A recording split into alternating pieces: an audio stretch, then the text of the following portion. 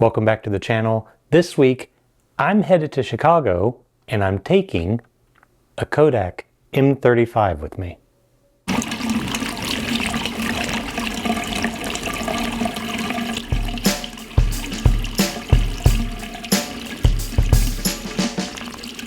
Recently, I had to take a work trip to Chicago for 2.5 days or so, and I knew I was going to have some time off both before the conference started and after. So I'd have a few hours between arriving in the conference and leaving in the airport to go around Chicago on Michigan Avenue, and I thought I'd go around and make some photographs. Now, I don't like traveling with an expensive camera on a trip like that because I'm by myself, I'm walking around the city, just a backpack, so I wanted something small, light, portable, and inexpensive. That way, should something happen, I'm not out an expensive camera. I bought this one on eBay for about $9. Less than one of the rolls of film that I shot. I shot 3 rolls of film. This was the Fujifilm 400 that you can get at like CVS, Walgreens, and other stores, a 3-box of it. It says Fujifilm on the box. It also says made in the USA. So what is it? We don't know exactly. Is it Fujifilm coated by Kodak? Is it Kodak coated by Kodak and relabeled by Fujifilm? We don't know. And this was not a test of that film. This was time with the camera walking around a new city. So we grabbed this, we loaded it up, and we went out on a walk. And I gotta tell you, it was a blast. This was such a fun camera to use.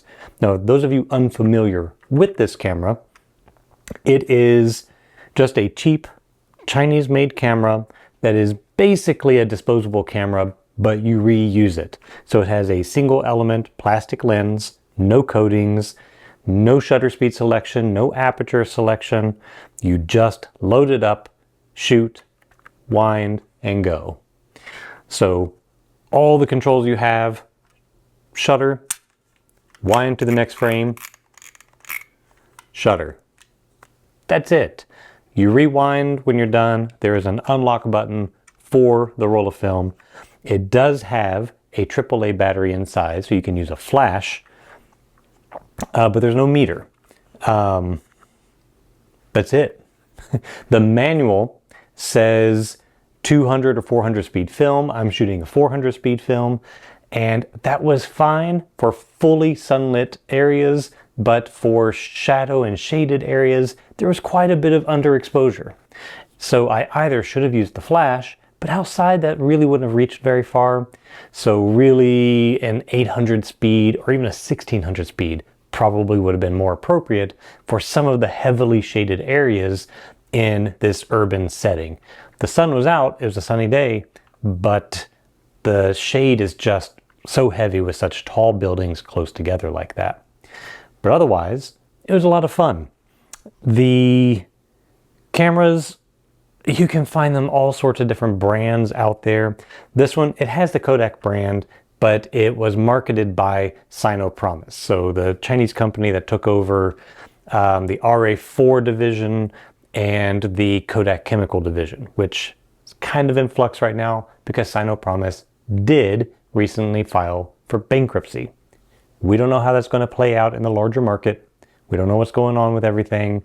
It looks like the company in Michigan that still makes the chemistry may now have free license to sell it to anyone, just not using the Kodak name. That may change. But these cameras, this particular model, marketed as Kodak under that license, but you can get it from AliExpress, Alibaba, eBay, and all sorts of other places under different names. I mean, heck, you can go on Alibaba and buy these in bulk and put your own name on them, and it's the exact same camera. Roughly, I want to say something like a 30mm lens wide angle view. There's no focus. You just look through the little viewfinder window and you go. And go I did. Just in the combined 5 hours that I had, I shot 3 36 exposure rolls of film and had so much fun doing it. The camera does not have great optics. It has tons of flare if you're pointing in towards light while you're in underexposure. You definitely need to use the flash if you're in any sort of shaded area or you're going to get that underexposure. But it was just so much fun, just walking around and just shooting everything that you see. So if you can pick one of these up, I highly recommend it. They go for a variety of prices. I want to say it's probably like $40 if you try to buy it new, and there's tons of places that sell them new online. But like I said, I bought this new on eBay for $9, and it was a great purchase at that price. Would I pay $40 for it? Probably not. Now there are other versions of this. There's the M38, which I believe has a slightly larger aperture and slightly brighter flash. I think that's the main difference. And then there's another model that uses an even brighter flash, larger aperture. And then they have the H35 half frame version, which gives you 72 exposures on a 36 roll. So we'll try that one out one day. If I can get a good deal on one, we'll try one of those out. Come in a variety of colors. I didn't pick the color. It's the only color they had in the eBay listing. But there's yellow, black, white, red, blue, all kinds of things. But I think this mint green is kind of fun. It's very reminiscent of my old 65 Beetle I used to have, which was also a fun thing. Loved that car. If you can grab one of these, I highly recommend it. Are you going to make fantastic photographs with it? Probably not. Are you going to have fun using it though? I think absolutely. So get out there, make some photographs. Look at these photographs as I've been talking, and there's going to be some more here as I wrap up. So get out, enjoy, make those photographs, and have a good time.